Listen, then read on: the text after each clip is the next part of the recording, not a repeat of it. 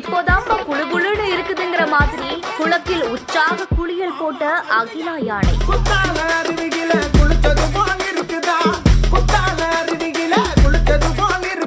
ஷவரில் உற்சாகமாக குளித்து உடலை குளிர்வித்து மகிழ்ச்சி அடைந்தது. திருச்சியில கோடை வெயிலோட தாக்கம் நாளுக்கு நாளா அதிகரிச்சுட்டு வருது. அதிகபட்சமா 104 டிகிரி வெப்பம் பதிவான நிலைமையில மக்கள் கோடை வெயிலோட தாக்கத்தால பெரும் இன்னலுக்கு ஆளாகிட்டு வராங்க.